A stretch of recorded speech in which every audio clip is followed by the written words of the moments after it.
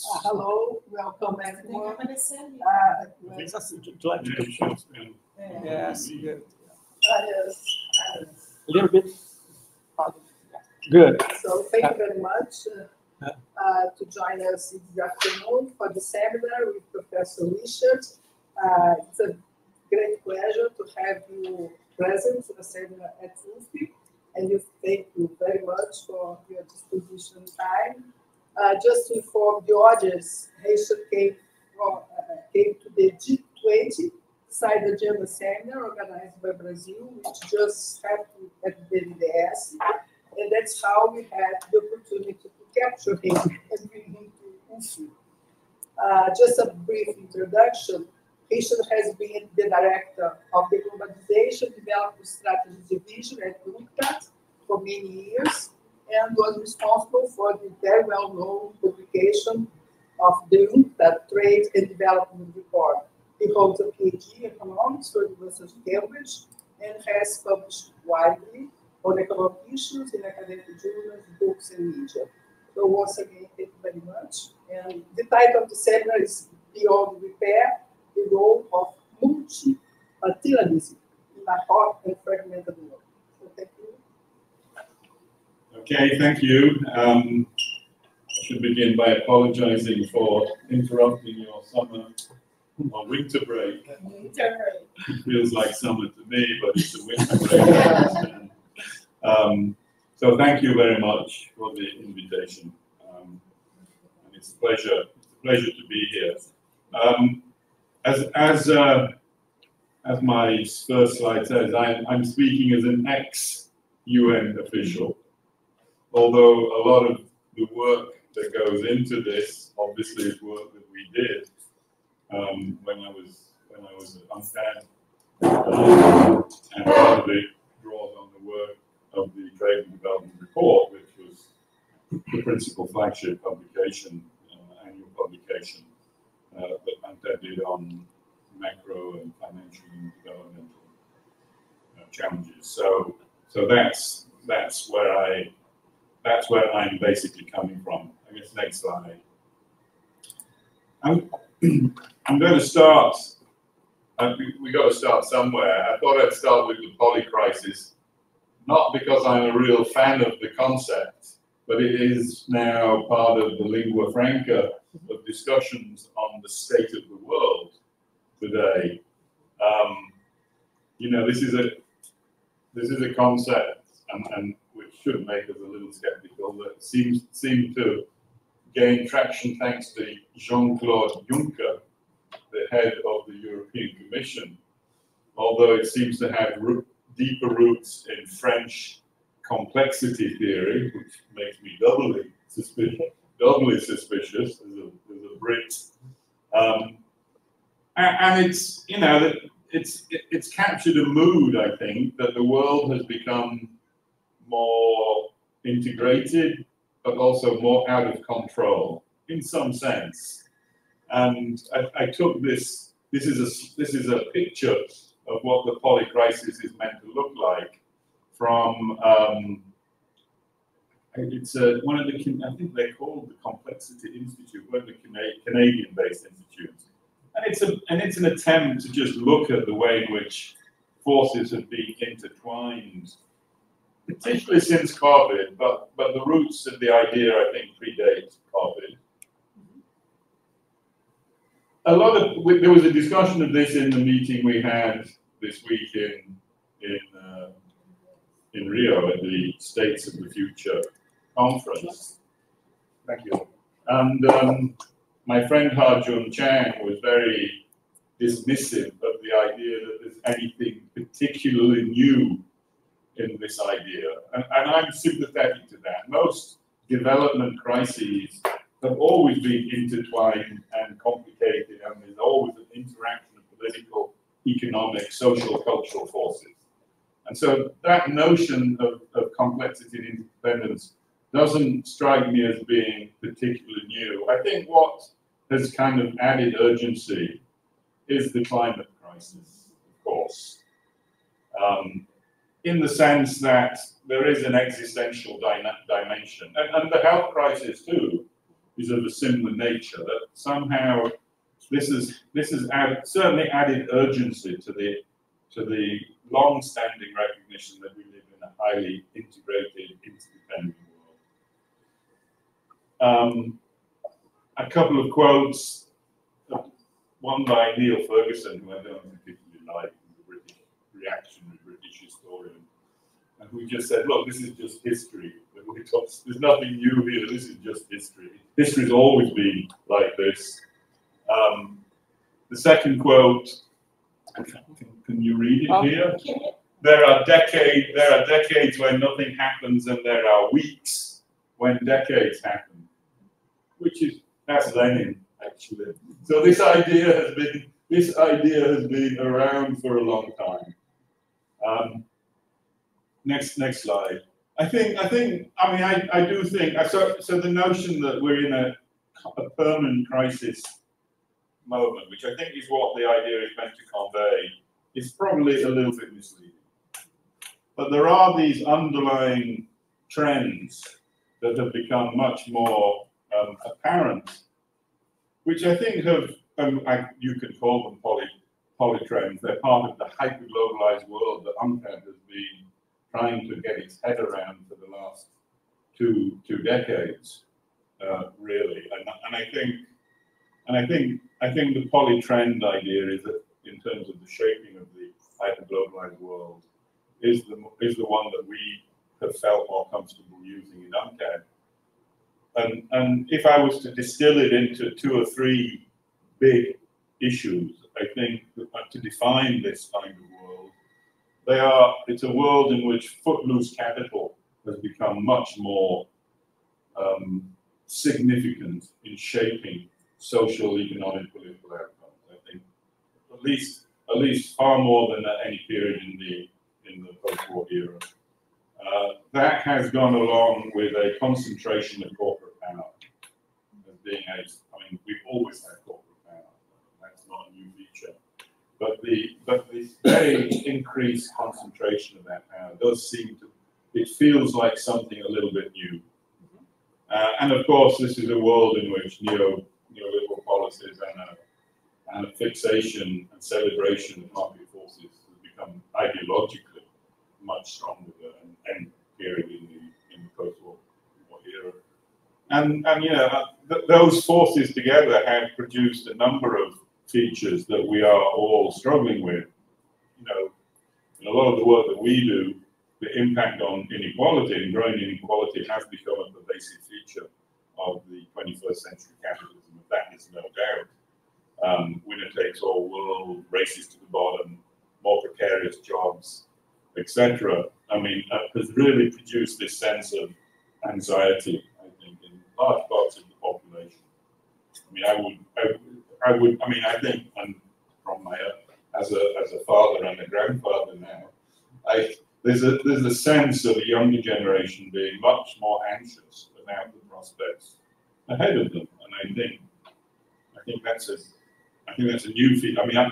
When I think about my life, I wasn't anxious, even though we had the threat of a nuclear war ostensibly during the Cold War. The levels of anxiety, and it's reflected in the data and in opinion polls that have been done, that there is a real sense of anxiety in younger generations that is linked, I think, to inequality and a sense that the ability to shape and control one's life has become much weaker. Linked to that, of course, is the idea of growth in this world being driven by these forces of private credit creation. And what we have argued, and we're not unique in this, but this concentrated corporate power has certainly gone along with a much more, I think I would call it, predatory form of capitalism. Rent-seeking behavior has become a much more pervasive part of the modus operandi of large, powerful corporations, rather than the things that we've traditionally talked about and worried about, of course, capital formation, productivity growth, rising wages. And of course, you know, that's where I think the concerns about a rapacious form of capitalism emerging has accelerated the environmental crisis, not just the climate crisis, but problems of biodiversity, problems of water scarcity. I mean, the environment problem in that sense is somewhat bigger than the climate crisis, even though the climate crisis is arguably the pivotal moment in that. And of course, you know, I think if we don't tackle these problems of insecurity and anxiety and the environmental emergencies, we do face the threat of extinction. I mean, that is the kind of threat that overhangs everything. And so, you know, those are the kind of forces I think that were particularly, they kind of came together in a way with the COVID shock. And you know, we know from the work that we did the power of large pharmaceutical companies and their ability to manipulate markets and to undermine the needs of developing countries was incredibly apparent during the COVID-19 shock, and the rules that are part of this hyper-globalized world with respect to intellectual property are now a significant obstacle for many developing countries to move ahead. And that was, again, this is not new, but the intensification of these kinds of constraints on developing countries is palpable, I think. Of course, the COVID-19 crisis did, for a moment, suggest that we were going to move in a different direction. There was a lot of expectation that with the need for the state to deal with the ramifications and spillover effects, that this would open a new chapter in policy making in the advanced economies and in the developing world. And it hasn't really happened. I mean, it's looking increasingly ephemeral. And in many respects, we have gone back to the kind of business, you know, the rhetoric of a building back a better world was the rhetoric of the G7 in 2021. But it doesn't feel like it's lasted at all, and that we're much more in a business as usual world, and that with particularly threatening consequences, I think, for developing countries in particular, of which the debt crisis and the constant debt pressure that many developing countries feel as a consequence of their borrowing and the impact that has on their macro financial environment has become ever greater. Next slide. Hiatus. Hiatus. Sorry?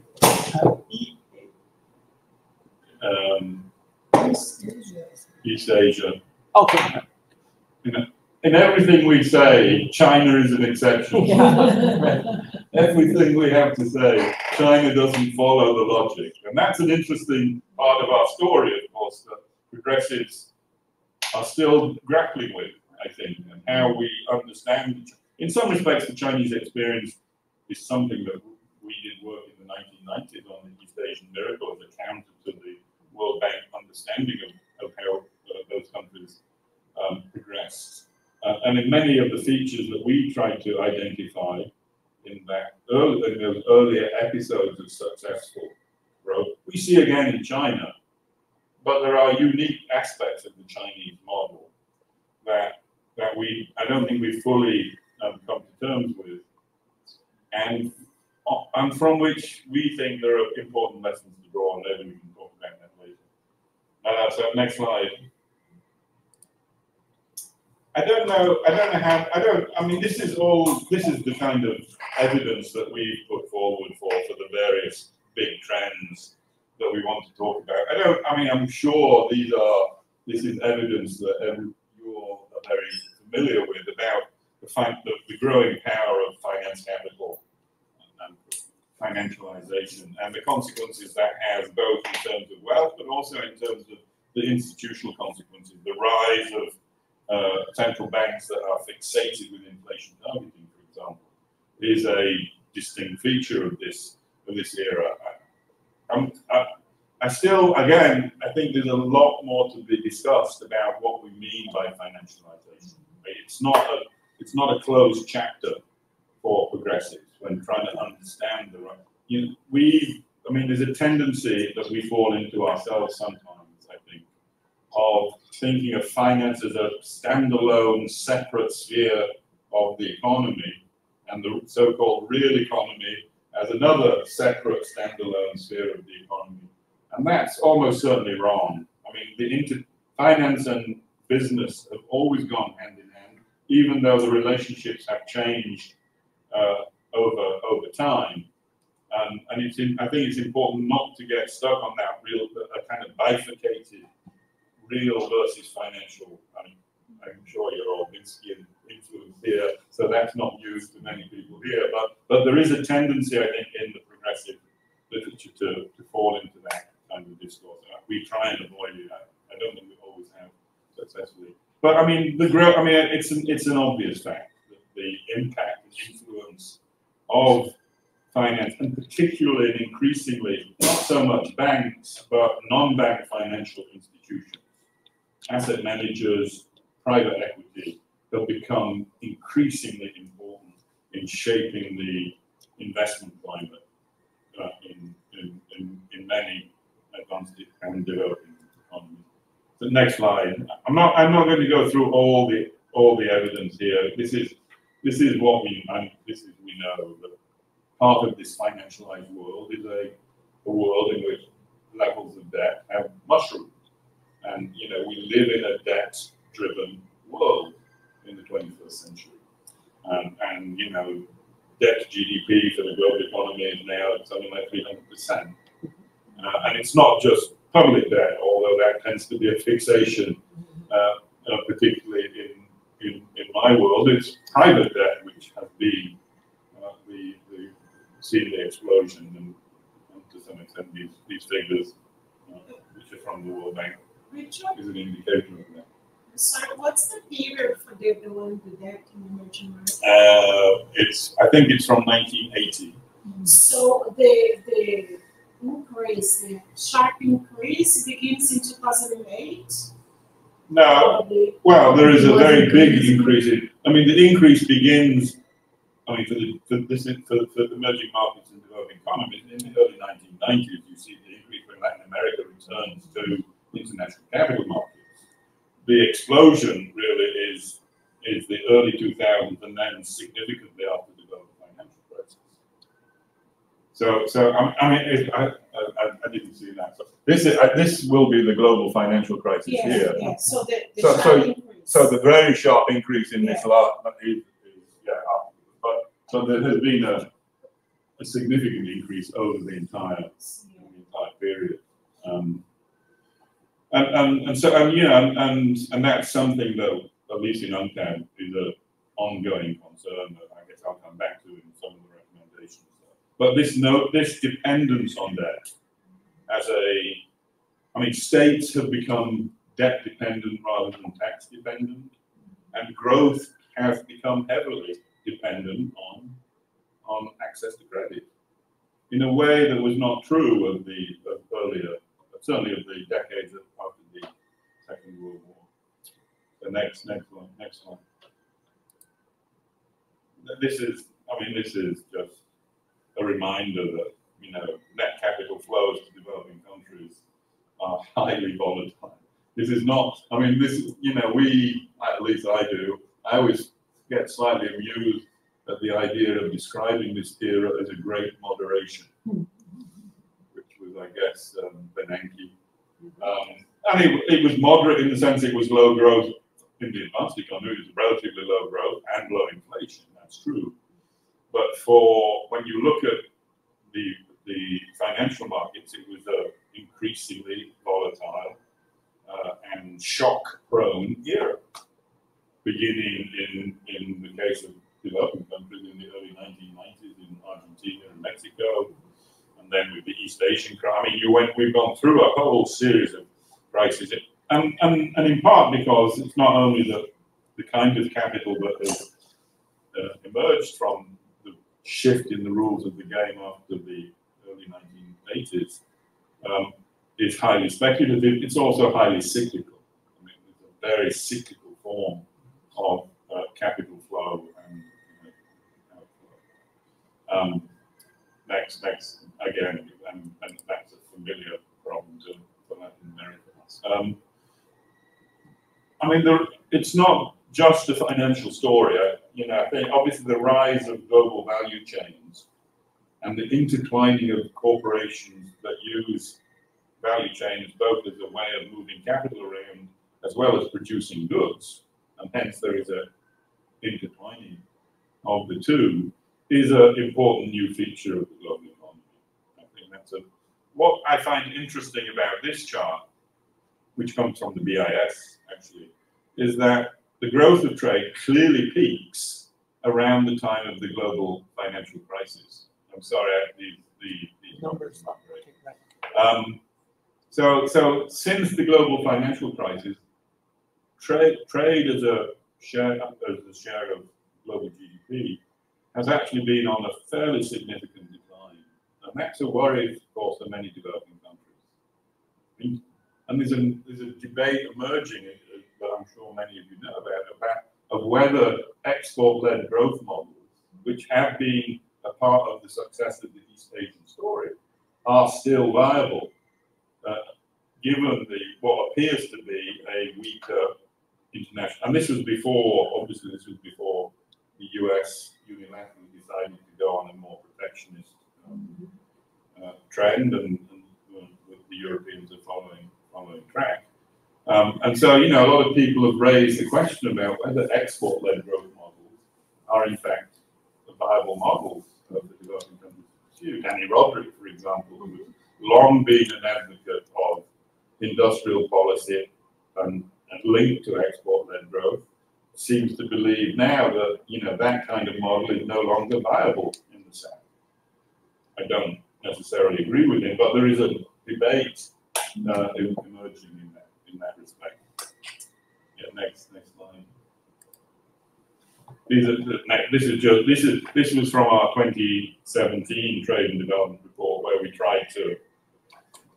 made an effort to try and measure the growth of corporate power, and we have a whole chapter in the report that tries to give some empirical weight to that argument that corporate power in this era has. And it's an important argument to make, of course, because when we talk about neoliberalism, the notion is that this is an open, competitive. I mean, the forces of neoliberalism have been liberalization, privatization, deregulation.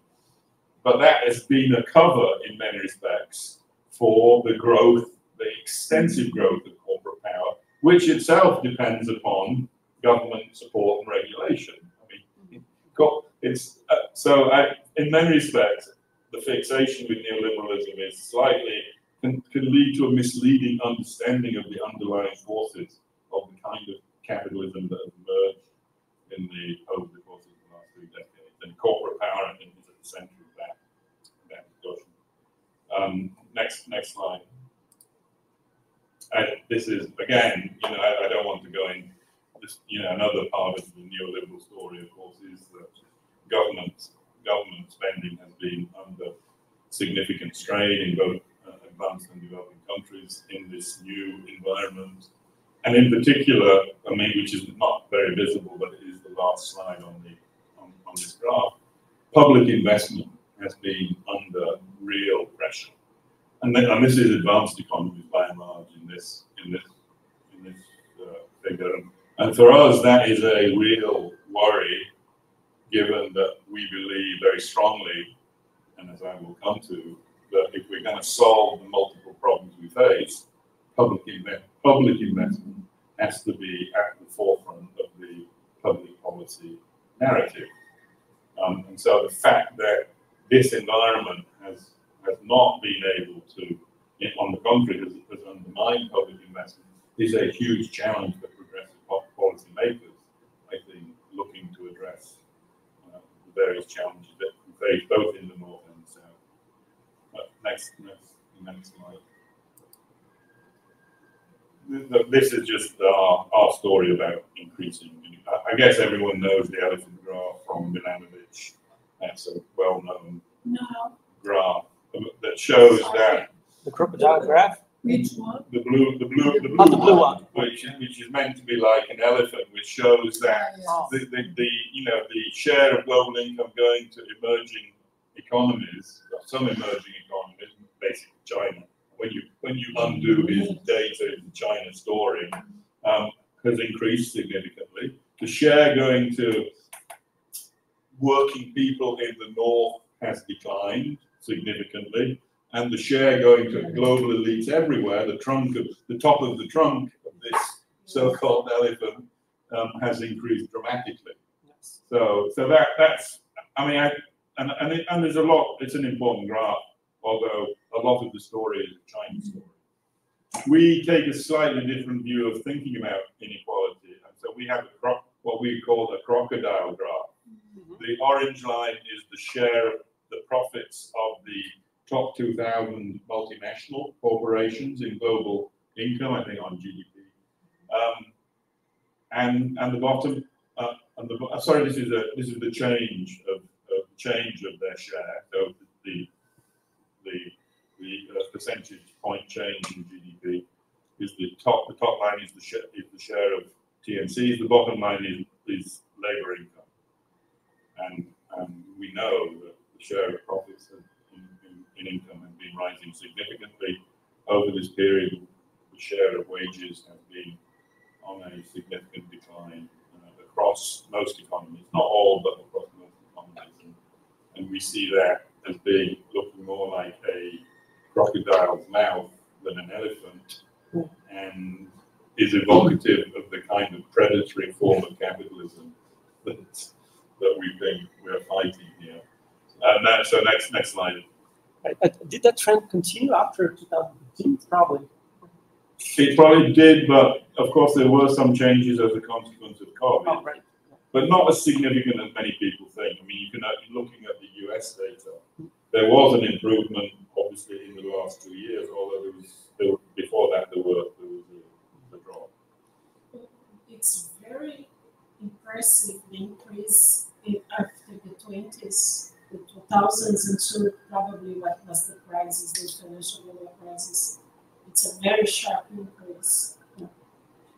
Yeah. I mean, I think the important point, of course, for us is this is a trend that predates the rise of China. I mean, obviously, as you all know, there is an attempt to blame rising inequality and the threat to workers' incomes in the north on the rise of China. I mean, that's work that many American academics have done trying to prove that. I think, and there's probably something to it. The point is that the trend of rising profit shares and declining wage shares clearly predates the impact of China on incomes in the north from the early 2000s. This is a trend that really does date back into the late 1970s, early 1980s.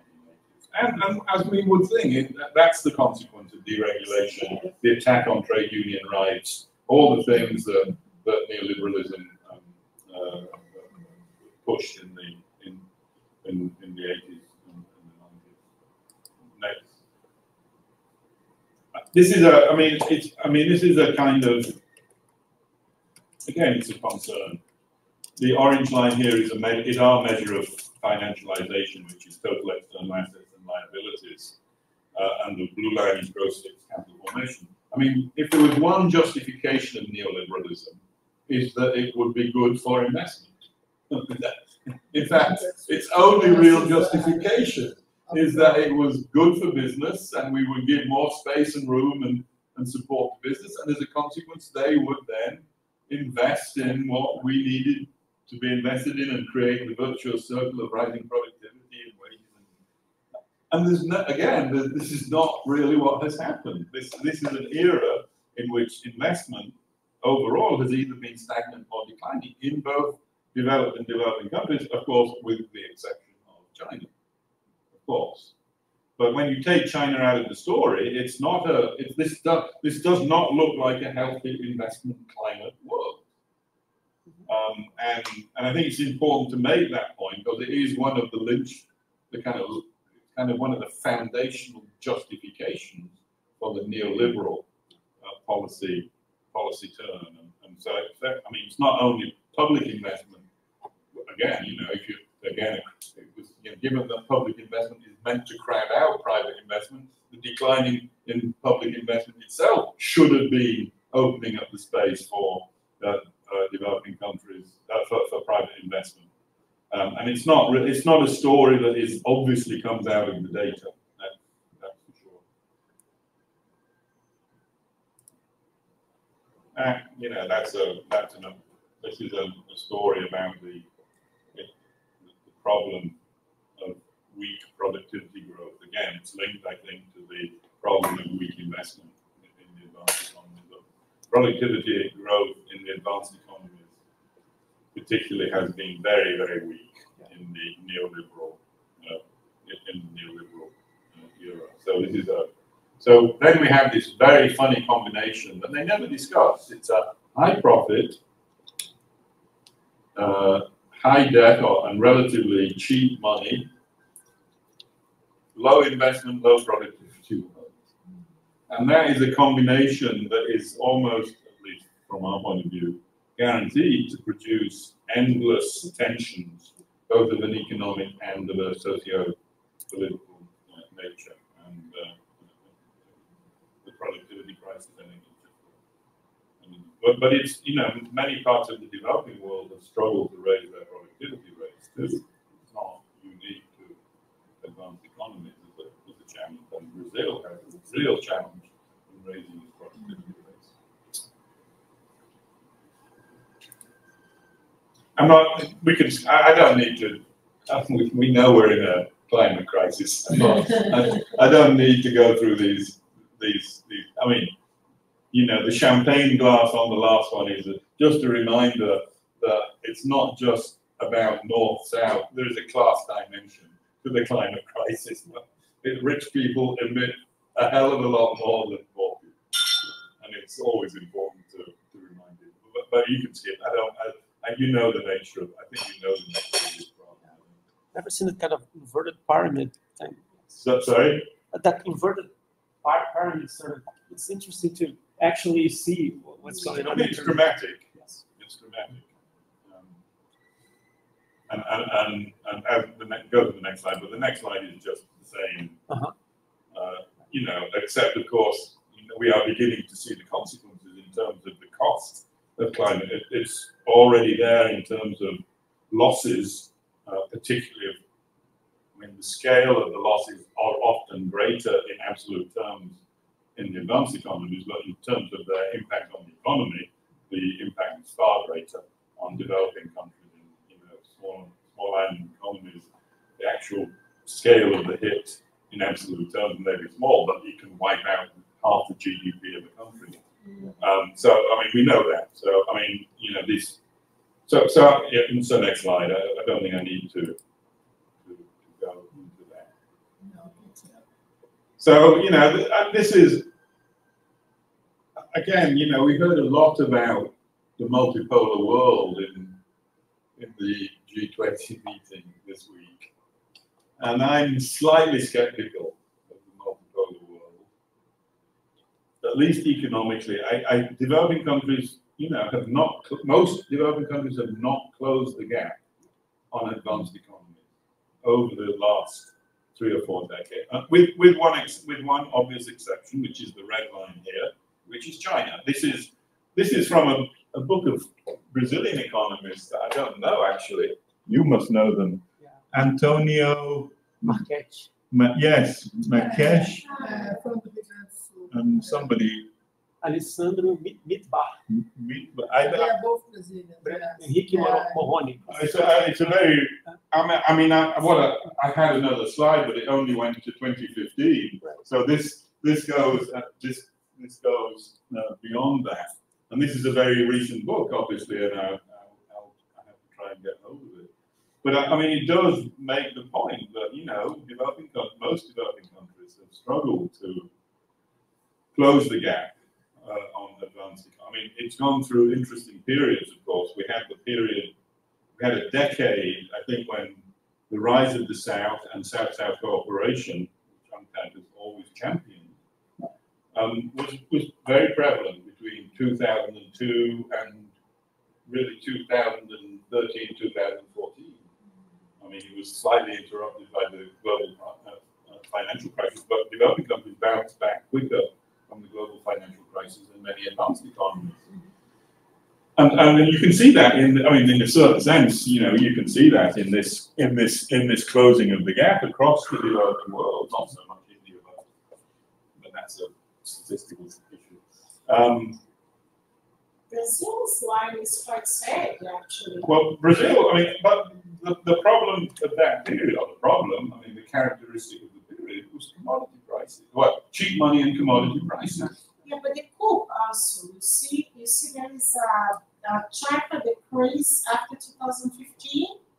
That's along with the Brazilian coup. The Dilma's recent impeachment, which is not an impeachment, it's a coup. I don't know enough about that. I'm probably sure that I could say a lot more as a UN official than as a UN official. Okay, that's the rise of the far right in Brazil. That's the rise of the far right. That's true, but the problems predate. They do. The problems predate. You know, as you know, I mean, there's a long-standing debate about the industrialization in Brazil, and that's not like however much you would like to blame the extreme right for that. This clearly predates the rise of the. In some respects, the extreme right is a consequence of the failure of policymakers to come to terms with that problem. But it's premature. You know, we did it. That's one thing that kind of annoys us. The notion of premature deindustrialization that has been monopolized by Danny Roderick, even though UNCTAD was talking about that 10 years before Roderick actually claims to have coined the term. I wrote a letter once to the Financial Times pointing this out, which they published. But I mean, this is a genuine problem, and it's not unique to. I mean, for people in UNCTAD, it's a tragedy that, given where we began our work, the number of developing countries that are commodity dependent, that is, taking a definition of at least 60% of foreign exchange earning comes from 3 commodity classes, is as high as it was when UNCTAD was set up to reverse that trend. So the breaking with commodity dependence in the South has been as difficult in the financialized era as it was, and in some respects, I think more difficult than in the 3 decades of the post-war era. And so that's from an UNCTAD point of view, that's a real failure of the rules of the game and the institutions that were set up to support developing countries to diversify their economies.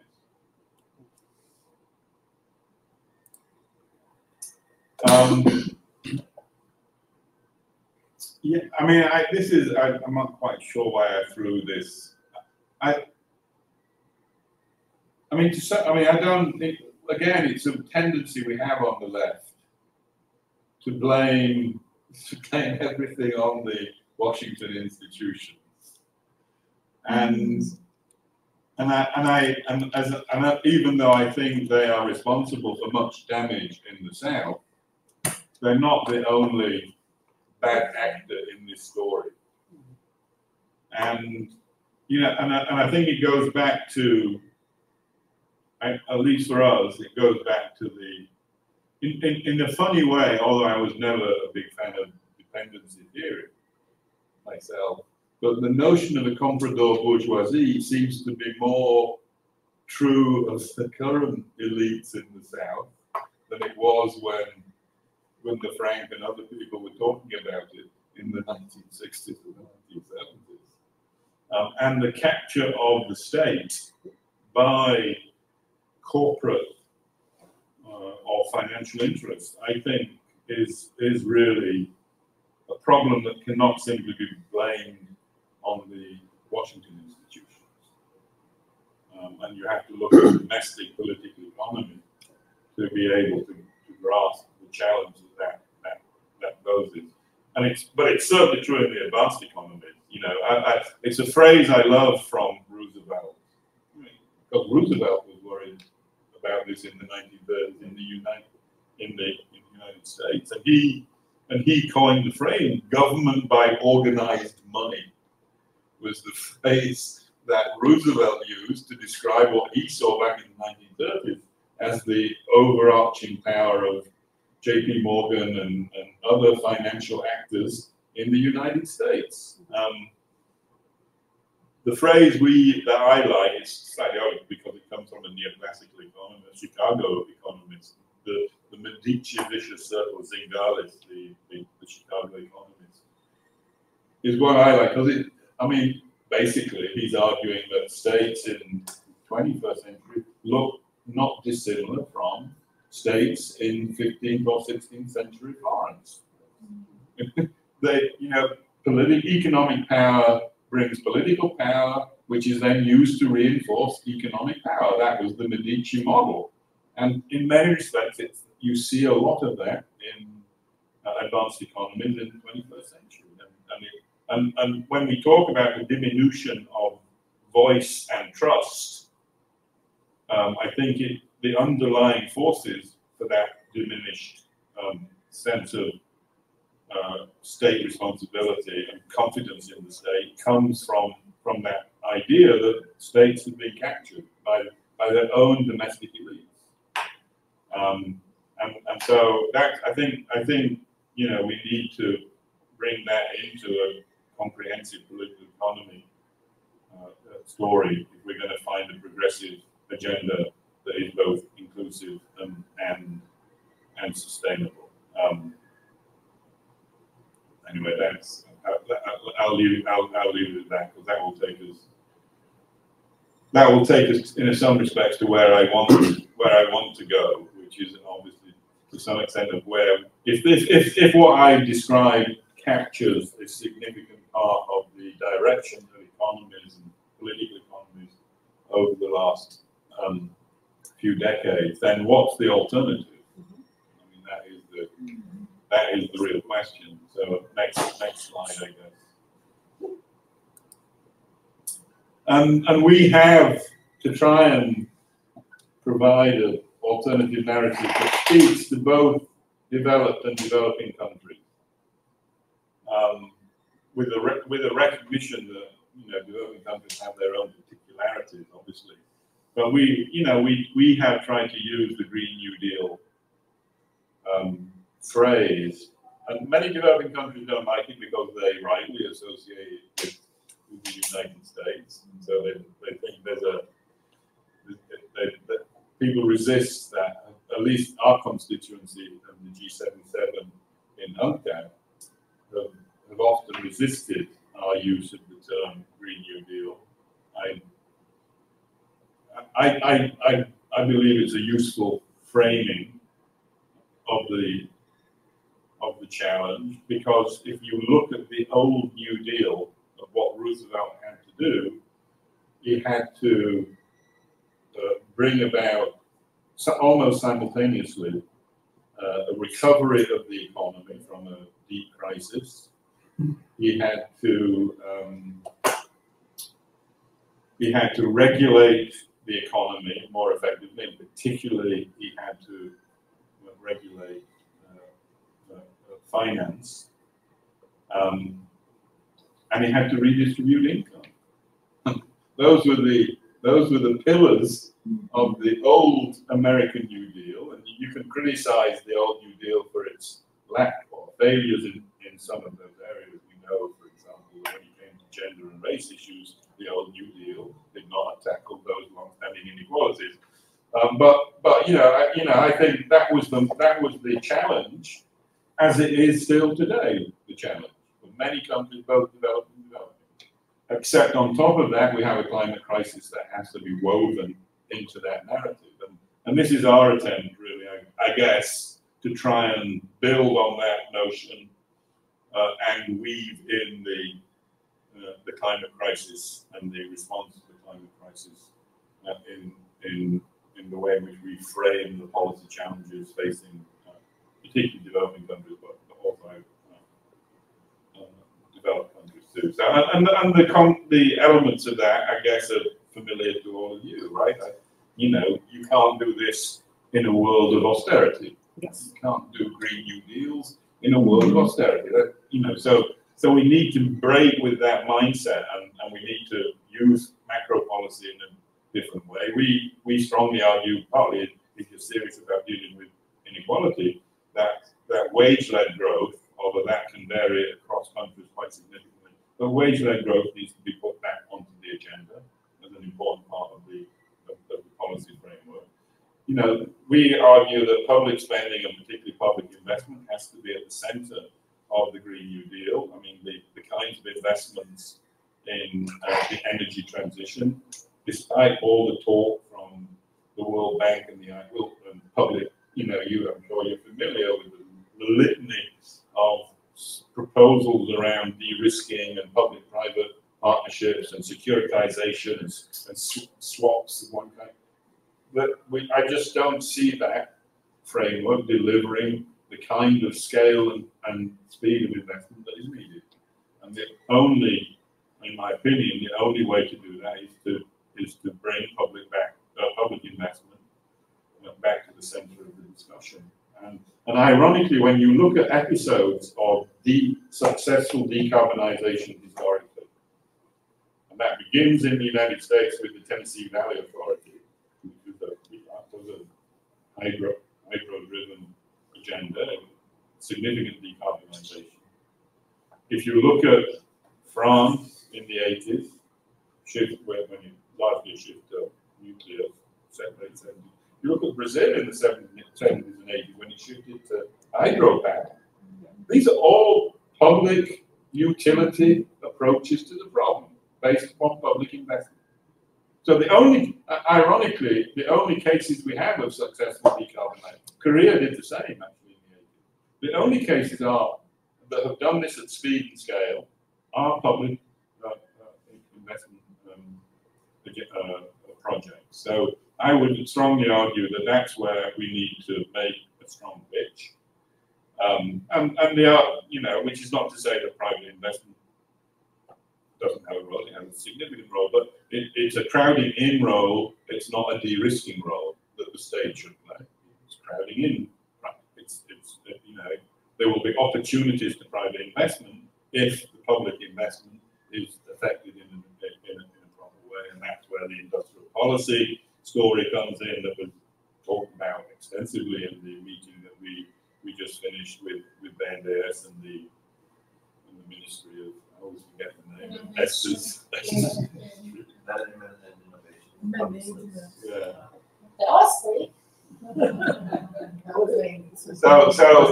And rightly so. And so, you know, that's where the industrial policy, getting industrial policy right, I think, is a pivotal part of this agenda, as is the role of public banks. You know, public banks, and also the central bank. The central bank has a role to play beyond inflation targeting. It's not a development bank, but the management of credit has historically been a role of, as it was, you know, the French used to have a national credit board when they were doing their big public investment projects in the 60s and 70s. We need this. That's the world I think we need to return to. And we need state structures that can coordinate these policies. But it is, as everyone says rightly, a whole of economy or whole of society approach that is needed to ensure that we have coordination across industry, finance, sectoral, trade. Next slide. You know, which is the point for UNCTAD, of course, that we have to endlessly argue that doing this kind of changing the policy narrative in this way cannot be done by countries acting on their own volition and with their own resources. And that's obviously true of many developing countries. There are exceptions, as we know. And so, you know, the question then is, do we have a multilateral system that is fit for purpose? And if we don't, can it be repaired? Or do we need to start from scratch in terms of building the international institutional architecture that is required to support that kind of domestic policy agenda that I tried to outline in the previous slide. And obviously, you know, from UNCTAD, we don't think the multilateral system is fit for purpose at all, unfortunately. Although we do think the institutions, and I guess UNCTAD has a funny, I don't want to go into the history of UNCTAD. It's a complicated story. UNCTAD, in a way, was always a reformist organization. Despite its revolutionary moments, we were a reformist organization. We were there to re-engineer the existing rules and institutions in a way that would be development friendly. I think that was brave. In the 60s? No.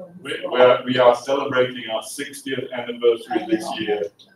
1964, that was created. So it's a double anniversary this year. It's the 80th anniversary of Bretton Woods, and it's the 60th, and it's the 30th anniversary of the Uruguay round too.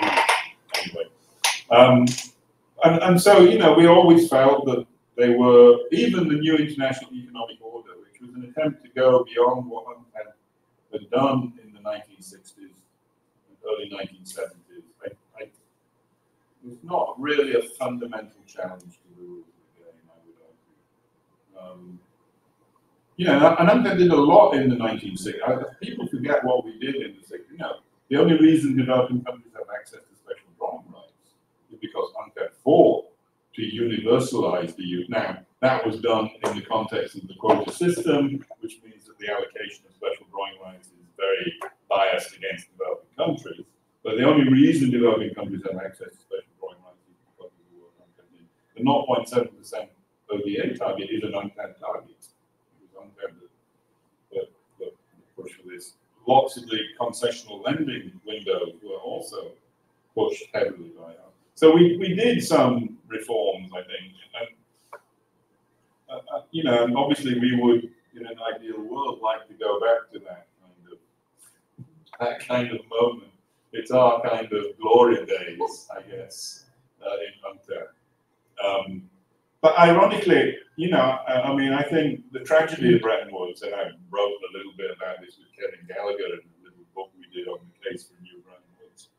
But, you know, the deviation of the institutions began very early in the United States. I think really, you know, once Truman took over and once organized money, to use a vulgar phrase, got its shit together, because it had been fundamentally and politically destabilized by both the 1930s and the war.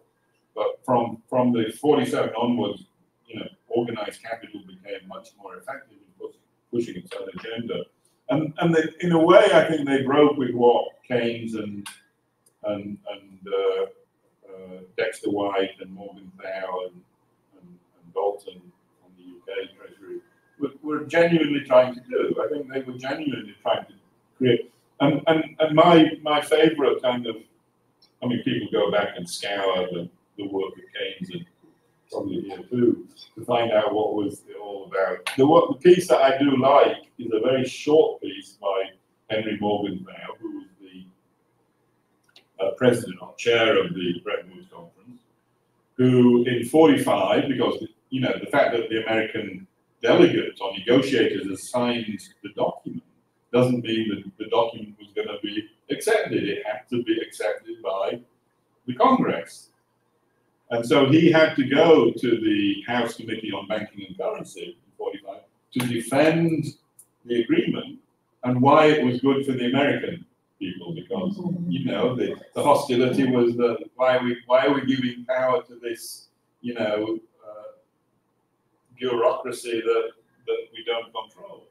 And he, you know, and it's a very nice, very succinct defense of the Bretton Woods Agreement. And he's very clear that, you know, he defends the rules and institutions as institutions that would prevent the kind of deflationary adjustments that had been so destructive in the 1920s and the 1930s, including the control of capital, the flow of capital. They were, that was central to their argument. This was their language. I mean, again, their language. They wanted to make finance serve the real economy, or what they called the general welfare, and you would have to do that with more public finance.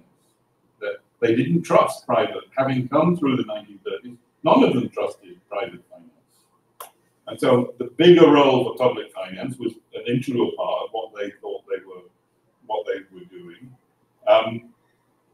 They wanted to ensure that economic independence would support political dependence, which was already becoming an issue in some countries, or in India, for example. And you can't have an inclusive outcome if all you have is political independence, but economic dependence. They were very conscious of that. You know, particularly the Americans, more than the British, because the British still had a colonial mindset. That's its and incredibly and importantly, and they used their language, they thought they were creating institutions that would not allow big countries to bully little countries, and they would be supportive. So this was the language that Morgenthau used to be. Now you can argue that I would argue that the IMF and the World Bank have never really followed these principles, and that begins early on. But you know, that was at least when I look at that ambition, then it's something that wouldn't be bad if we returned to it in 2024. So you know, it's not just that we celebrate our own history and don't a bit too much, but also I think when you look at the origins of Bretton Woods, there was important ideas there that have been neglected. So we've tried in the work that I've done, particularly with Gallagher, at least to come up with a set of principles and policies around which we think a global Green New Deal can be constructed at the international level, and cooperation can be built. Obviously, not with the kind of technocratic top-down mindset that was still prevalent in Bretton Woods, a more inclusive, a more accountable set of institutions. So next slide. I don't want to. I'm going on too long, so I don't. I want to. Oh, it's fine. Yeah. Oh, that's a good. Yeah. So these were the principles that we put forward in this little volume that I wrote with Gallagher. And to me, they are common sense and really an attempt to revive ideas that have been around for a long time. So I you know, global rules geared to ends, not means. I mean, that, you know, the frustration when I read or when we listen to in G20 some of the proposals that are being made to solve these multiple problems, they are a celebration of means, not ends. So voluntary carbon markets, and that's a favorite one. That somehow that was people like Mark Carney. But you know, markets are not an end in themselves. I mean, they have a use and they're instrumental. They can be instrumental, but they don't have the idea that with public policy is ends driven. I don't think, unfortunately. And so this is just I think it was for us at least, a fairly commonsensical set of principles for a new kind of multilateralism. That I think is needed if we're going to find the support for the policy agenda and the mobilization of resources on the scale and speed that we need. And you can read it. You can buy them. You can buy the book. Yes, you next. It's free on the internet. The report's free. No, what's free, I shouldn't say this because I'll lose my rights. What's free, we did an earlier version of this in a small UNCTAD publication. Yeah. That was much more, it was a little bit more propagandistic. It was a very simple, I mean, it was the basis on which we wrote the book, but it was a much shorter and simpler kind of, but the principles were included in that, and that's on the UNCTAD website. It's on the Boston University Global Development Policy Center website too. So you can get them from there, but you can also buy the book. Next slide, and next slide. So you know, part of what we tried to do was to set out a set of reforms to the international financial system and the international trade and investment regime that were consistent with those guiding principles. We can go through them very quickly, I think. So next slide. You know, the next slide. You know, that I think again, well, this is old kind of UNCTAD stuff about the need to regulate and steer private capital flows, the need to expand massively and scale up the global finance, what the IMF itself calls the global financial safety net, with a much more green and inclusive agenda, and also, of course, and critically, the reform of the governance system. That means to make the governance system much more representative of the shape of the world today. Even if I'm a little bit skeptical of the idea we're in a multipolar world, we're certainly in a world that is different from 1945 when it comes to the power and influence of different actors in that world. So you know, that core, which is a very strong developing country core, as it is for Brazil in their role as the president of the G20, although sadly they haven't been able to advance very much, which is important, and we should think about why that is, but we haven't advanced reform of the governance agenda in this G20. I mean, we've seen some important initiatives with respect to tax, and perhaps with respect to the Global Alliance on Hunger, but we haven't, the resistance to reforming the World Bank and the IMF, including, I would argue, by the Brazilian finance ministry, is pretty intense. Yeah. Anyway, so you know, and so you know, we just simply outline a set of rules and changes to the trade and the international financial system. The trade system, we don't talk about it as much, obviously in UNCTAD, because UNCTAD doesn't talk about it enough anymore either, I have to say.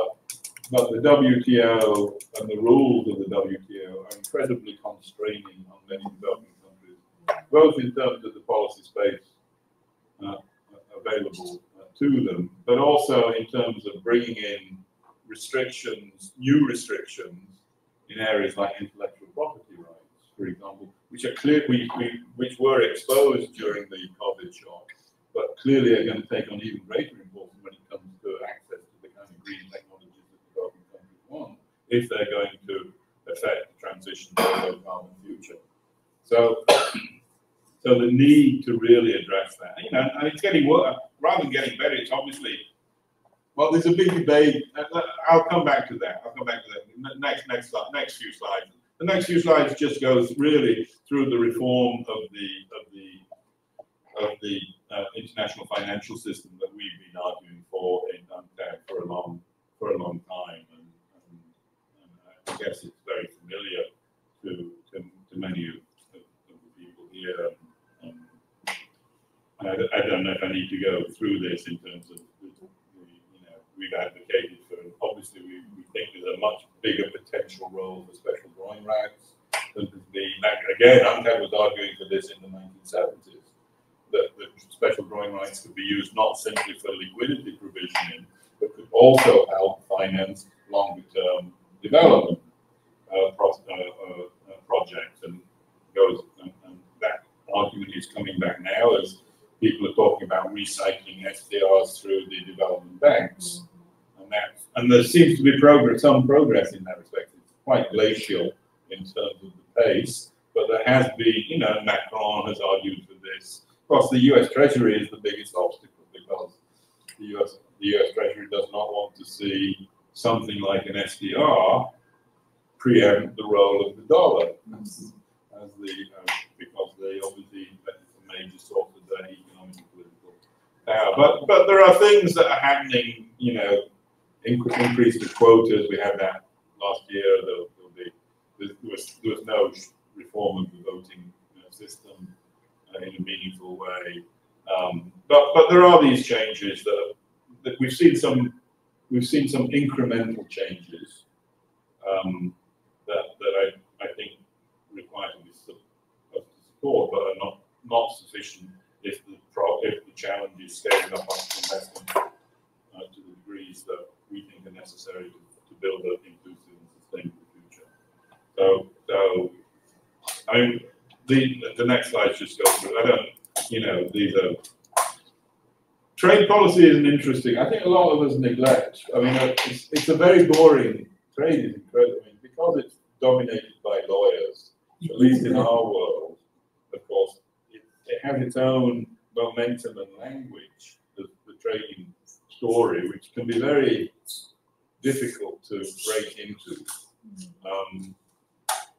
But obviously, the one thing that's happened it began under Trump, but was continued in a different way by Biden, is the essentially neutering of the WTO. I mean, the WTO can no longer challenge the trade policies that countries adopt. I mean, the dispute settlement has been made defunct by the Americans, who refused to appoint judges to the appellate body. So you can pretend that you're taking a country that you think has offended the rules to the dispute settlement, but they can't do anything because they don't have enough judges to agree to a decision. And so that's opened an interesting space for developing countries. We think that they're not using effectively, where policies that have been dismissed over recent decades can now be used again. And that's broadly the range of industrial policies that countries have talked about losing under the WTO and the Uruguay round, but they seem to be reluctant to use them now that they can't actually be legally blocked from using them. And that's a product of these guys. I mean, that's a product of the United States. This is, and we have a slightly schizophrenic view of what the Americans have done. Because if you read these points on trade policy here, which I literally pulled from a speech of Jake Sullivan, they're things that we've been arguing for a long time, right? The need for more public investment, the rejection of the simplified notions of market efficiency and competition. If you read these things and the need to boost industrial investment, I mean, these things are good things. I mean, I agree with them all. Of course, when it becomes difficult is that the Americans are doing this unilaterally, and they're doing it not under a multilateral umbrella, but under a geopolitical and national security umbrella. And that brings its own huge distortions to the way in which trading patterns are likely to evolve, and in a way that will not be beneficial to most developing countries. So I think there's still a lot of work to be done to rethink the trade story and the architecture of the WTO in the context of reforming the international architecture in a way that is compatible with the kind of vision that I've tried to lay out. And I think the last slide, if I'm not mistaken, beyond the tranquilizing drug of gradualism, that's a phrase from Martin Luther King, which I like. we obviously, you know, to do the things that we think are still doable does require a kind of different kind of political will than we've seen from, particularly from the advanced economies in recent years. You know, that the challenge is now a political challenge. It's not a technocratic challenge anymore, I think. And, you know, if we're going to clamp down, for example, on corporate tax avoidance, for which there is some degree of momentum, you're going to have to take on very powerful interests who don't want the rules around international tax to be changed, you know. And, you know, we're beginning to see that. I mean, you know, including from Brazil. Brazil's proposal in the G20 to have some sort of agreement on taxing high-wealth individuals and taking on tax havens, I think it's a positive thing. Whether they will finally get an agreement, we'll have to see. But it seems they're moving in a positive direction, and I think Lula and the Brazilian government has to be commended for that, for sure. I think the one that UNCTAD has worried about for a long time, where we haven't made progress, is on the debt issue. And I would argue that the problem of debt is the one single biggest obstacle in the way of developing countries moving in the kind of policy direction that I think they need to. I think they would like to move in and need to move in. Many developing countries, given their debt burden, cannot mobilize resources on the scale that is needed to make productive investments that they need to make. It's just not arithmetically possible. If your government is spending, you know, anything from 20 to 75% of its revenues servicing the debt, which is the case in the most extreme cases of debt distress, then you're not going to be mobilizing resources for productive investment. It's just not possible. And until the IMF in particular recognizes this, you know, I think the SDGs and the Paris Agreement is undeliverable. I don't think we can reach them by 2030 in the current. Now, whether the advanced economies are willing to take on the financial interests that would oppose that kind of move, that's another story.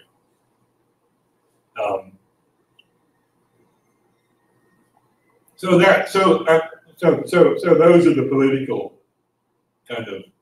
I think if we're going to be serious about tax, if we're going to be serious about debt, if we're going to be serious about public finance, we need a better. Progressives need a better political narrative to advance the cause. I still don't think we have that narrative that can bring these things together in a way that marries the immediate concerns and demands of a very anxious population, including particularly a young population, with these what ultimately are much longer term goals in terms of the investments we need to build a more sustainable future. We take a lot of, we certainly take more optimism from the prospects of regional and South-South arrangements, and we've seen some positive development. Again, not at the speed or on the scale that is required, but you know, the new development bank, the AIIB, new swap arrangements between central banks in the South. These are all very positive developments. A lot of them hinge on China, unfortunately. And, you know, we had the discussion from Ha-Joon Chang at the G20. Will China kick away the ladder from developing countries in a way that other success stories have tried to do in the past? That's a real, you know, I personally think there's still a window of opportunity for developing countries to shape China's international attitude and project. But it will close at some point. It will close.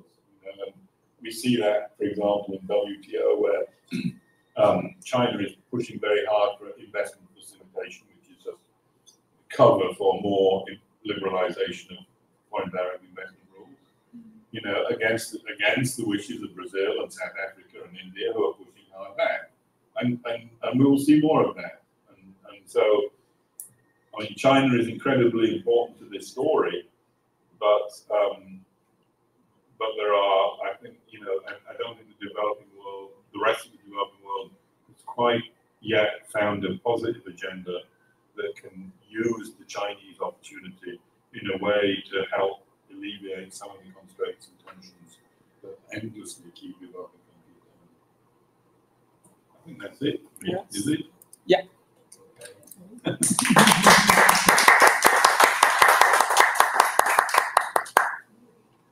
very much for the wonderful lecture. I'm glad that we put the internet to have this video because then we can share. Definitely we are going to put With our students, for sure. Yes. If you feed the website, Yeah. make it available. Is that a question? Yes. If there is no one else, We can start. I have three main points, main questions to make here.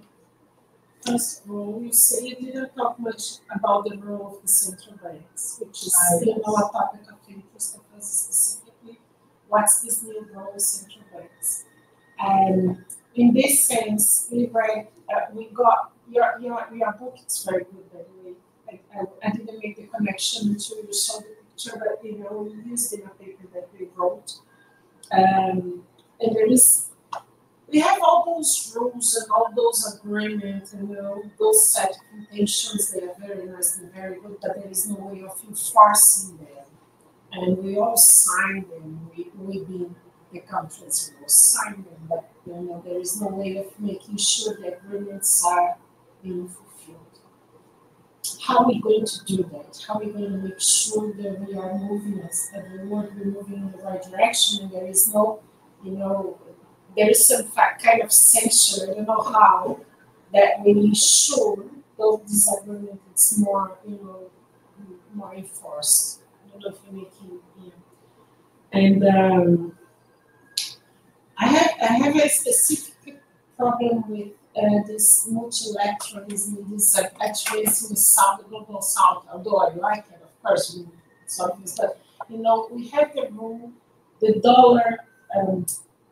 Let me start all over. It's confusing.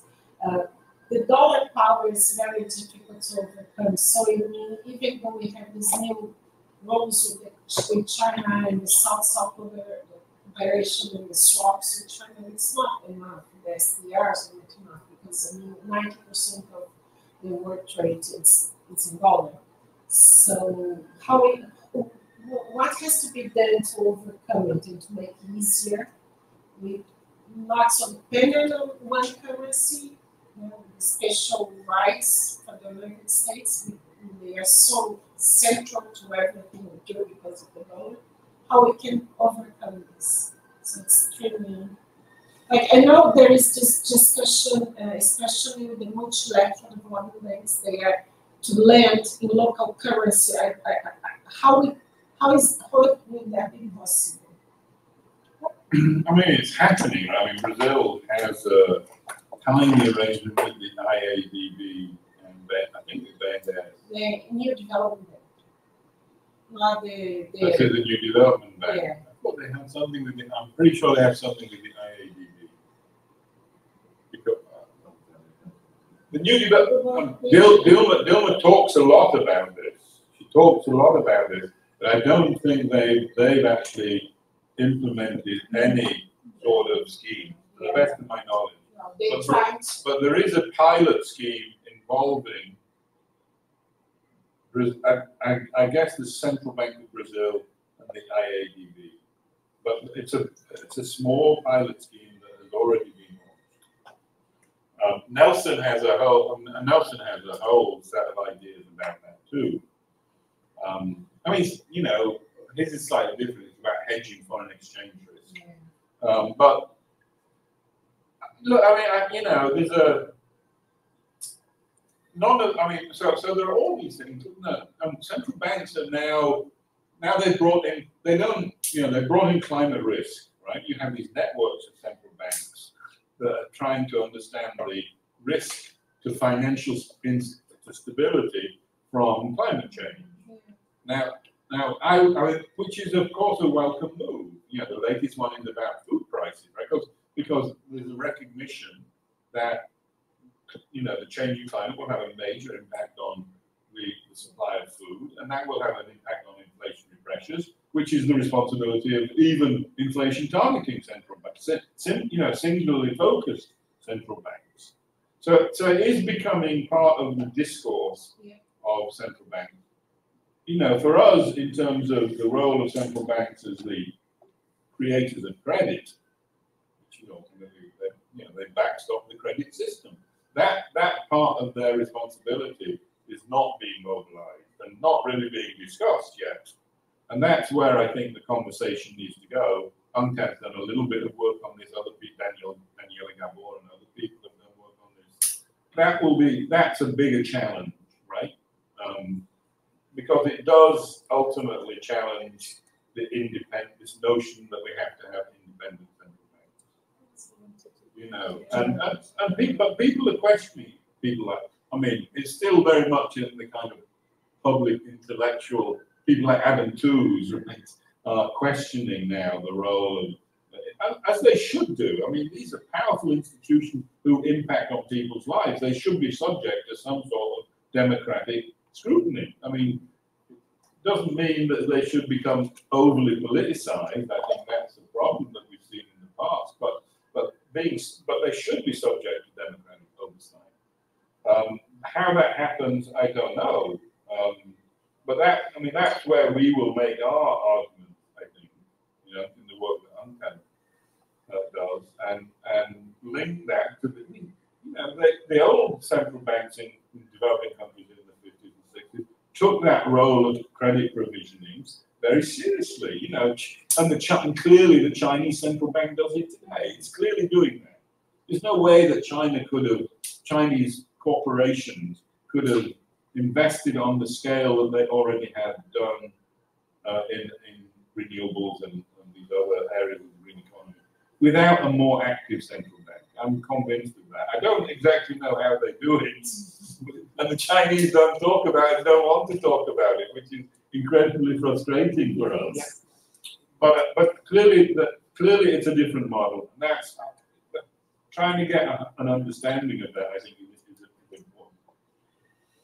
It is very important for us. So I mean, I think, you know, the changes. I mean, there have been changes. They're just not on the scale or at the speed. You know, more swap arrangements between central banks in the developing world. Attempts. I think we fixate a little bit too much about de-dollarization. It's not going to happen in a dramatic way. You know, it's just not going to happen, right? It's not something that can be done quickly. But you know, the more regional arrangements that are created, the more opportunity there is to circumvent the dollar. I mean, Cradle's work on currency unions and stuff, I think, is important in this area. You know, the willingness of big players to price oil in non-dollar currency, without using the dollar, is incredibly important because the energy economy is not only economically important, it's geopolitically very important. So that's important. The abuse of sanctions, I think, has sharpened the minds of many monetary policy makers in the South. You know, I mean, because they've seen the damage that can be done given the power of the dollar, and they're looking for ways of circumventing, and that's beginning to produce innovative solutions. Maybe not on the scale we want to see, but it's happening, I think, and you know, we have to hope that we see more of that over the. I mean, I'll give you my political frustration when I look back at when UNCTAD was important. You know, people focus on China and the US. For us, the real disappointment in the 21st century is Europe. Not only because it performed very badly and has become a surplus economy, sucking demand out of the world economy, of course, which is not helpful for the South. But it's not willing to. It's lost any sort of willingness to contemplate alternatives, in my opinion. And if you look at the role of Europe in the, for example, in the discussions of the new international economic order, Europe played an important constructive role in that. With certain companies, obviously, it wasn't the European Union. That's part of the problem. I think, given it's a highly neoliberalized project. But countries like Italy, countries like France, countries like the Netherlands were very instrumental in trying to forge a consensus with the South in terms of looking for alternatives. There is none of that coming out of Europe now. In fact, in many respects, Europe is more reactionary on economic issues than the United States. None of the interesting stuff that we think about, industrial policy, more active fiscal policy, is happening in Europe. None of it. But some of it is happening in the US. But it's complete de-risking garbage with on a scale that clearly is not going to work for the Europeans, and anyway, it's counteracted by these measures like the carbon border adjustment tax, which are clearly punitive of the developing world. So they don't have a consistent view of the problem or the scale of the problem, and they're oblivious to their own hypocrisy. So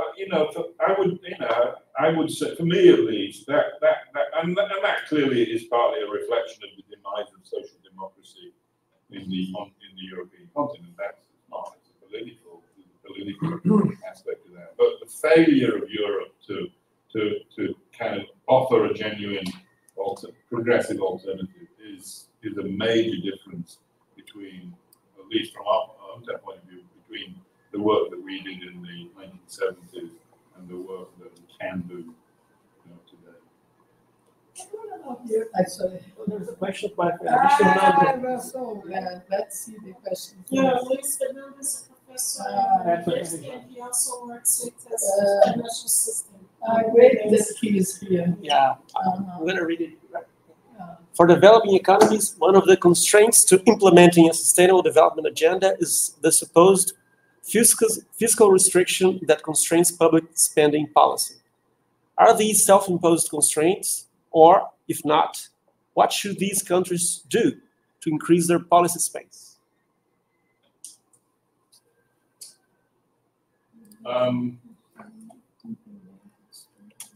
Well, I think they're self-imposed, I guess they are. I mean, when you are dependent upon borrowing in someone else's currency, then you're always going to be vulnerable to shocks from outside that have nothing to do necessarily with your own macroeconomic and financial circumstances. So it can be highly constraining in terms of resource mobilization. So the question, I guess, for developing countries policymakers, can they move in a can they generate more domestic? Can you address the thorny question of raising taxes? Yeah. That's, for countries at this level of income, they should be raising more from domestic taxes, and that's a political economy challenge across the developing world. And are you willing to forego short-term capital by imposing controls of one kind or another, both on the inflow and the outflow of capital, and as a way of creating a calmer and more stable environment, which should allow for a better, a more effective mobilization of domestic resources, including, and this was a point that we took from our work on the East Asian story, including the way in which profits feed into a domestic resource mobilization story.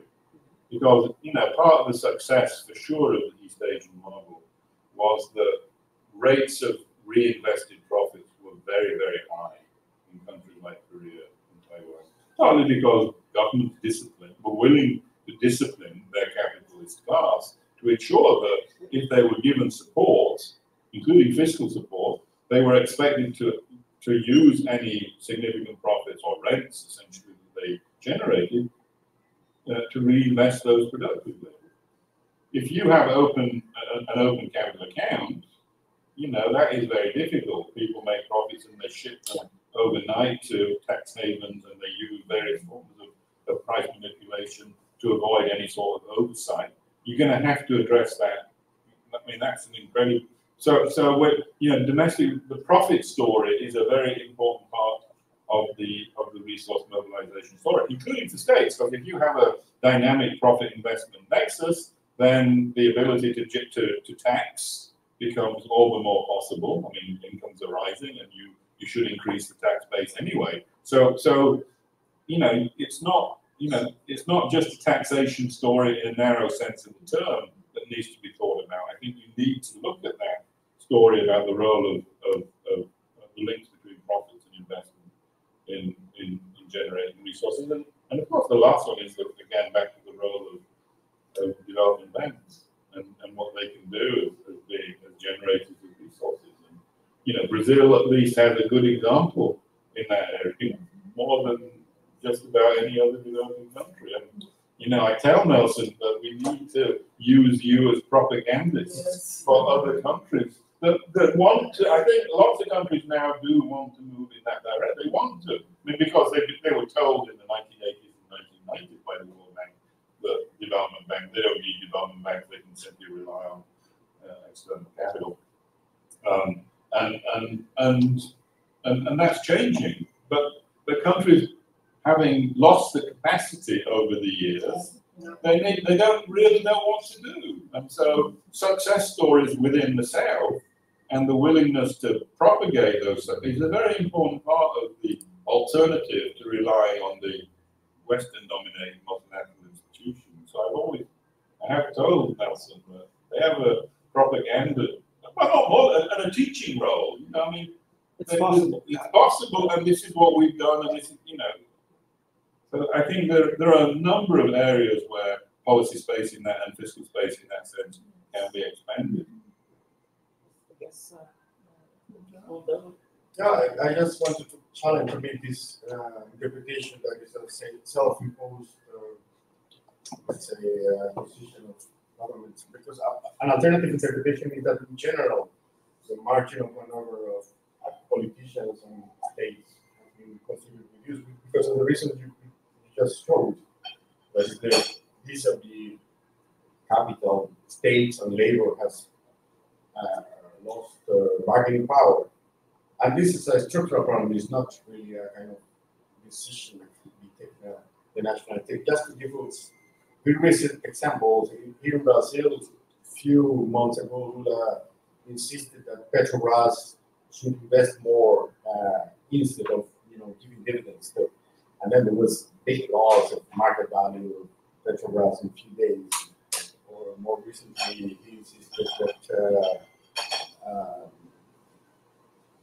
that I mean that in general the interest rates should be lower and public expenditure should be higher, and then in a few days the exchange rate dollar changed dramatically. So he has to move back in both positions. But they show very well that the margin of maneuver of a politician is small, much smaller than it was in the 70s also. And that's part of the frustration and this anxiety that you mentioned as well, because people are demanding change. A politician cannot really deliver, either from the right or from the left. So an alternative interpretation that there is a crisis of the liberal democracy as a whole, as a system. Because the only ones, as you say, that can do that are the Chinese, and they can do that because they have a different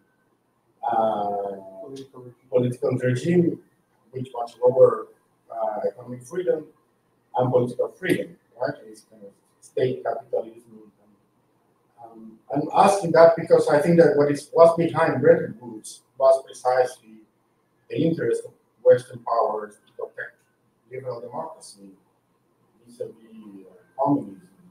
So there was a kind of vested interest in multilateralism, which I think doesn't exist anymore, because even Western democracies are moving into authoritarian regimes, and it's likely to happen in the US, for example, Donald Trump wins, and Europe is in the middle of chaos because of Brexit and because of the French crisis and the German feel like moving up. And so I think there is. I fully agree with your proposition, but I think that the political will for moving into multilateralism now is in a historical lowest record.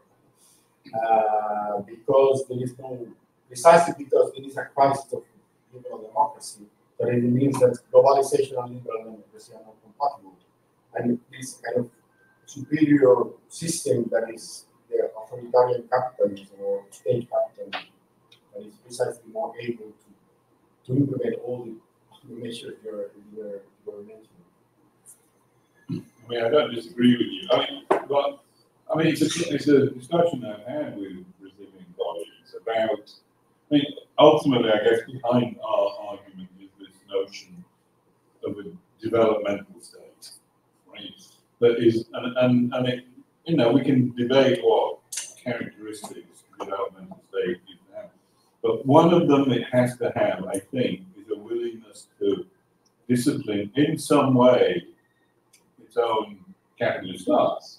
Right? That's I think when you look at successful developmental states, that is a feature to varying degrees, clearly, but that is a feature. And lots of people are arguing now, I think probably correctly, that whatever one of the concerns with the Biden IRA is that despite the fact that it's moving in the direction that we see as a positive, it doesn't have that capacity. So it's using tax breaks and giving taxes left, right, and centre, but there's no guarantee that if you give a tax break to a private firm, they will use it in a way that they want. You want them to use it, and there's no way of disciplining that firm if they don't do that, other than to stop giving them the tax break, which you can do. And so that disciplining role, I do think, is a critical feature. For me, I think you can't have that disciplining role if you have open capital accounts. I think if capital can move easily and freely out of your border, you can't have that disciplining role. And so one of the conditions, and I don't know if the Brazilian political economy allows this to happen, is to try and impose restrictions on the free flow of capital. In the way that part of the success of the Chinese story, clearly, is that they never gave up those controls, right? I mean, the movement of capital into and out of China has always been pretty restricted. I mean, it's eased up in various years and at various points. Sometimes they've tightened as well. I don't know if Brazil can do that, but I think it's very difficult to envisage an effective developmental state without those kinds of measures being in place. I'm without it. And I think, and progressives need, I mean, it's easy to say that the alternative is just an authoritarian form of capitalism out of this kind of chaos and disruption and disappointment. So, but what's the, and it's always about blaming the outsider of it. I mean, that narrative is always finding somebody to blame, right? That is marginal or outside. What's our narrative? What do we have a kind of more positive narrative that can, provide the space in which we build these alternative mechanisms or not? That's ultimate, and I don't think it's not only peculiar to Brazil. I mean, it's true in the UK. Starmer comes in, and whatever, I think it's not much. I mean, he claims to want to do a positive agenda, but we have no money. We don't have any money to do this. All we can do is somehow entice foreign private capital to do the things that we want to do. Is that going to solve Britain's incredibly decrepit infrastructure situation? Coming from Switzerland to Britain is quite a shock for me. I don't think it will, right? So if he's not careful, in 2 or 3 years' time, he will be facing what Macron is facing now, which is a resurgent right, blaming foreigners for the continued dilapidated state of the nation. I mean, that is a problem.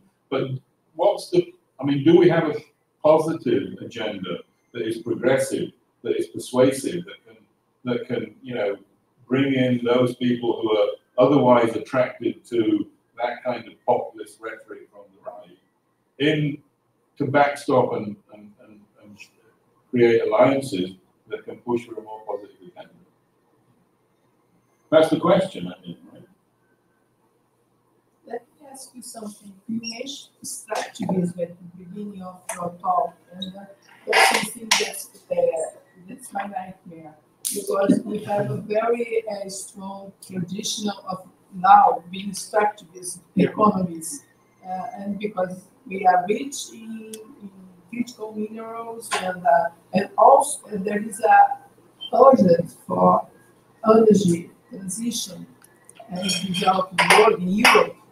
And so think about what would be our policy space. You see, on one side, you could look at, oh, well, we have something now that is very desirable, but on the other hand, we don't have any, perhaps, instruments to protect. We always developmental state so destroyed if you have one once. And how we're going to take opportunity of this kind of situation. That could be an issue of discussion, a way out to have some kind of more positive perspective if we could build public capacities to structure a state in order to take advantage of. Well, I guess, I guess the attempt to roll back Bolsonaro's destructive attitude towards the Amazon is one way in which the policymakers are thinking about a more kind of constructive agenda that doesn't, it's not a degrowth agenda. Right? This is a debate that takes place, including in the UN. I don't take it seriously. I don't think degrowth is an option for developing countries. And I don't think the Amazon discussion is around degrowth.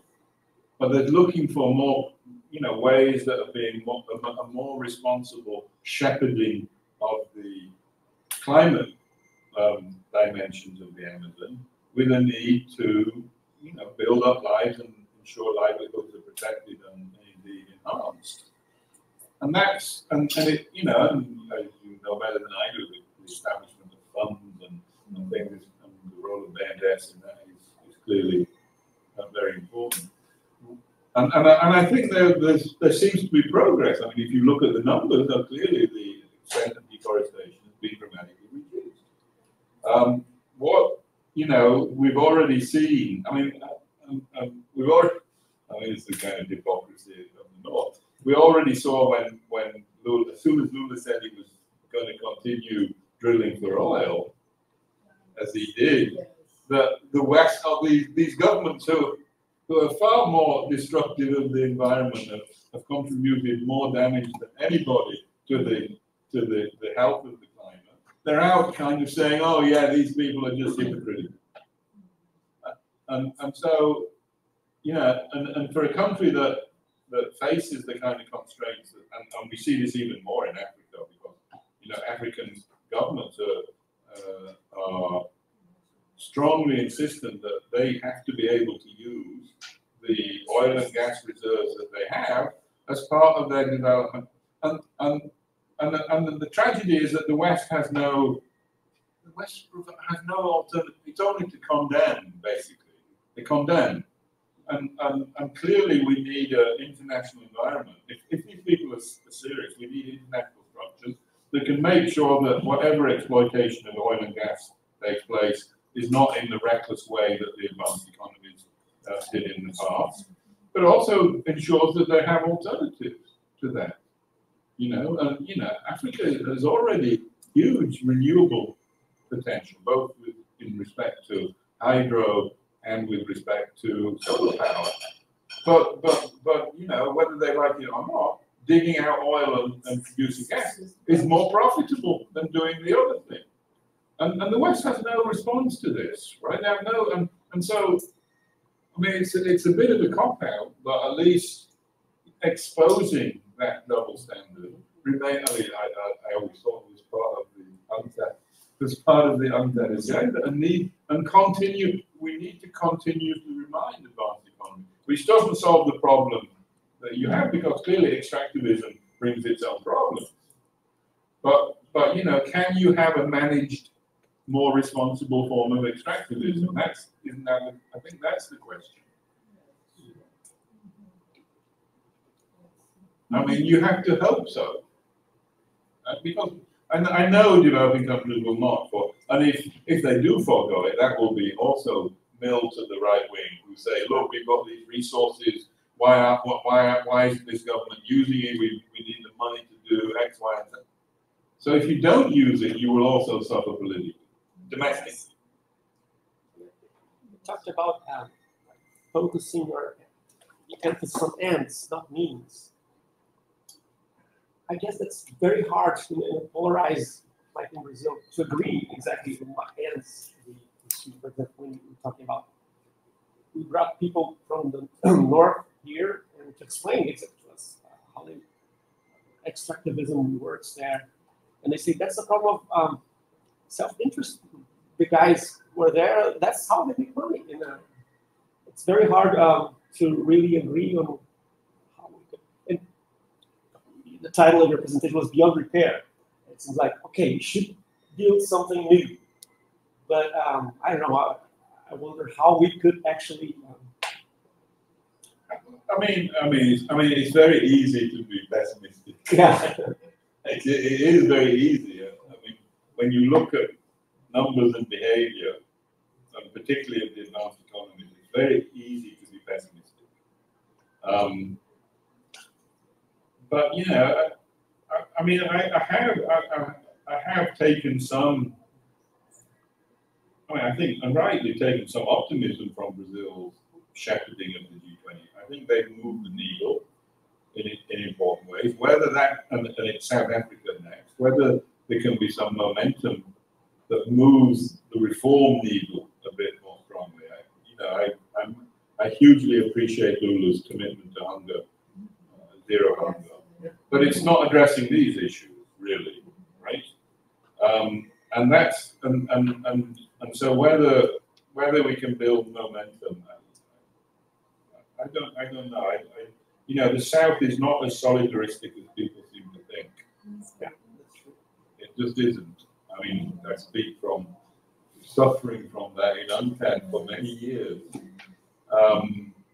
And the leadership is very ephemeral.